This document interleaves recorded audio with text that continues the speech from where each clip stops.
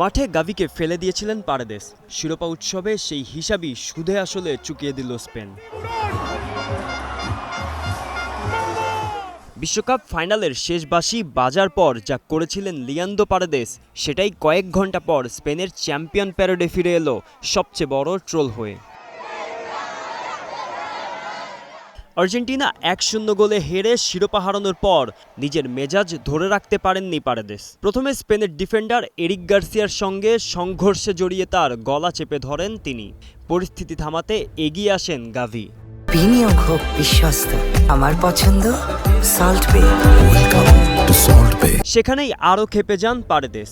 গাভিকে জোরে ধাক্কা মেরে মাটিতে ফেলে দেন। এরপর আবারও তার দিকে তেড়ে যাওয়ার চেষ্টা করেন। সতীর্থরা এসে থামালেও ম্যাচ পরবর্তী এই কাণ্ডের জন্য রেফারির প্রতিবেদনে তার নাম ওঠে।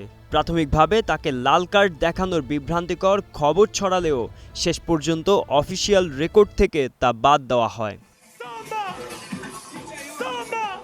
ঘটনার সেখানেই শেষ হয়নি। মাদ্রিদে বিশ্ব চ্যাম্পিয়ন স্পেনের বিজয় মিছিলে সমর্থকদের দেওয়া একটি ব্যানার হাতে তুলে নেন লামিন ইয়ামাল ও ফাবিয়ান রুইজ। সামনের দিকে ছিল ইয়ামালের ছোট ভাই কেইনের ছবি, কিন্তু ব্যানারটি উল্টাতেই বেরিয়ে আসে আসল চমক। বড় অক্ষরে লেখা ছিল ভেলাদা দেল আনিও সিয়েতে, পারেদেস বনাম গাভি।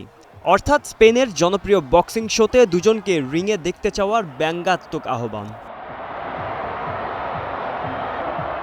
ব্যানারটি দেখেই হেসে ওঠেন ইয়ামাল ও ফাবিয়ান রুইজ। ক্যামেরার দিকে তাকিয়ে গাভিকেও ইশারা করেন তারা, যেন সেই লড়াইয়ের ডাক দিচ্ছেন। মাঠে গাভিকে ফেলে দেওয়া পারেদেসকে এভাবেই বিশ্বজয়ের মঞ্চে প্রকাশ্যে ট্রোল করল স্পেন। আর মুহূর্তটি এখন সামাজিক মাধ্যমে তুমুল ভাইরাল। গোলাম মোর্শেদ, স্টার প্লে।